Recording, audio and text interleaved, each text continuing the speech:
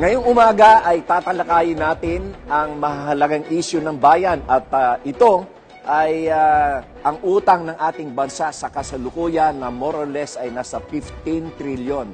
At ito ay aking pag-uusapan natin ngayon sapagkat kahapon ay halos lahat ng mga dyaryo ay naging front page or headline itong balita na by year 2025 ay aabuti ng 17 trillion ang ating pagkakautang dahil pumapasok na ang mga interest at mga principal obligations natin sa pagkakautang dito sa COVID-19.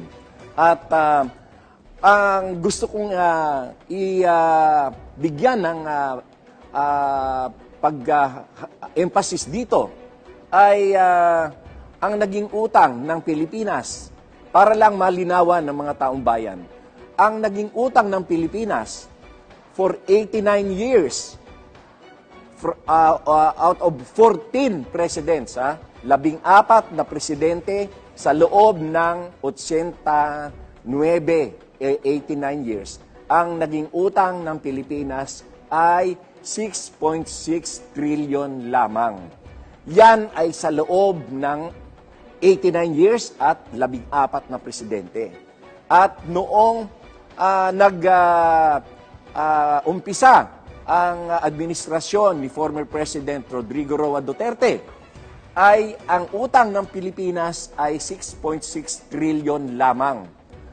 At sa loob ng 6 na taon na pamamahala ni former President Rodrigo Roa Duterte ay nakautang siya ng 7.2 trillion.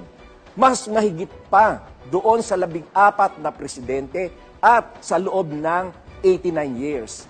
Kaya noong nag-take over ang Marcos administration, ang naging utang ng ating bansa ay pumapatak ng 13.8 trillion pesos.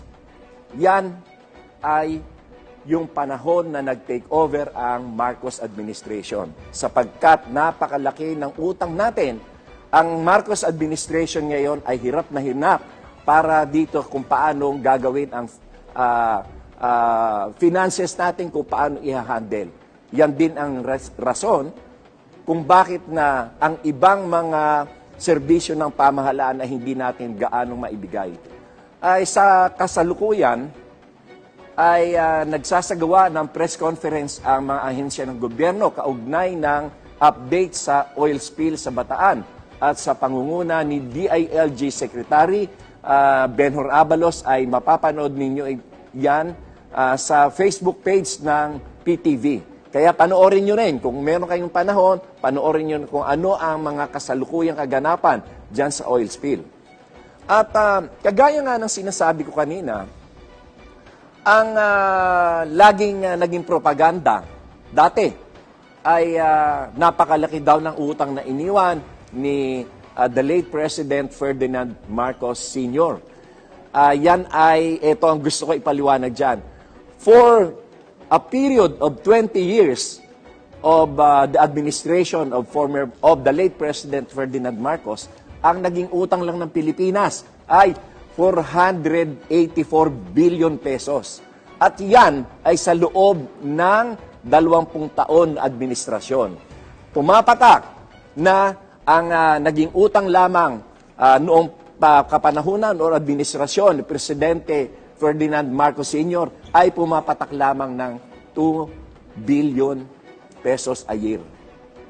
2 billion pesos, 24 billion pesos a year. 24 billion pesos a year lamang ang utang sa loob ng 20 taon. Ngayon, pag-usapan man natin kung bakit na lumobo ng husto ang ating utang. Noong panahon ni former President Rodrigo Roa Duterte ay nakautang siya ng 7.2 trillion pesos. No? 7.2 trillion. Pumapatak na kada taon ay umuutang siya, yung administrasyon niya, ng 1.2 trillion pesos. Nakita nyo yung kaibahan. Ngayon, bakit kinakailangang i-discuss ko ito? Sapagkat naging issue kahapon sa lahat ng pahayagan, naging mga front page at headline, yung utang ng Pilipinas na tinataga at tinatala na maaabot ng 17 trillion pesos pagdating ng 2025. Kaya yan ay dapat ng utang na ito kung bakit lumaki ng lumaki. At noong panahon ni former President Rodrigo Roa Duterte ay napakalaki din ng inakyat ng utang, almost 150% from the previous 89 years. Ang dahilan niyan ay matatanggap ko sana, no? Kung ako, personal opinion ko, ay matatanggap ko yan kung ang utang na yan ay nagamit ng tama o sa tamang pamamaraan. Kaya lamang, ang nagkakaroon tayo ng pag-aalinlangan dyan dahil dun sa mga issue na kagaya ng Pharmally, yung issues na billions and billions of pesos were asked to be transferred or directed to be transferred from DOH to the DBM Special Purchasing Unit. Kaya nagkaroon pa ng investigasyon sa Senado kung ano ang nangyari diyan sa mga COVID funds na yan. At yan ay isang malaking katanungan at malaking issue or conflict na hanggang ngayon ay bumabagabag sa isipan ng mga Pilipino. Kaya atin ngayong suportahan si Presidente Bongbong Marcos sa kung ano man ang tahakin natin dahil sa totoo lang, bilang parte ng administrasyon ay napakahirap ng tinatahak namin ngayon. Dahil dyan, sa issue na yan ng napakalaking utang. At naibigay ko sa inyo kung ano ang naging history ng utang ng Pilipinas.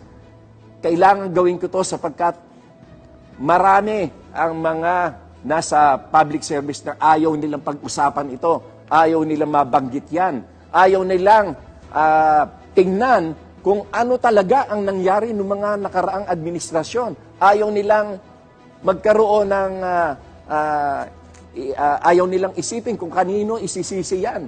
Sapagkat ang naiinis ako dyan sa bagay na yan, ang palagi nilang sinisisi ay ang mga Marcos. Kagaya nga na pag-explain ko kanina, yung panahon ni Presidente Ferdinand Marcos Sr., ang naging utang lamang ng administrasyon niya sa loob ng 20 taon ay 484 billion lamang. 20 taon yon. At ngayon naman, kay Presidente Bongbong Marcos ay lumaki from almost 14 trillion pesos ay pumatak tayo ngayon ng nasa 15 trillion sapagkat yung interest pa lamang ng previous debts na yan ay napakalaki na. Siyempre, idadagdag mo yan doon sa principal ng utang. Kaya dapat ay buksan natin ang ating mga isipan. Nananawagan ako sa mga kababayan na buksan ang isipan at unawain ng husto ito bago tayo magbato ng sisi kung kanino man.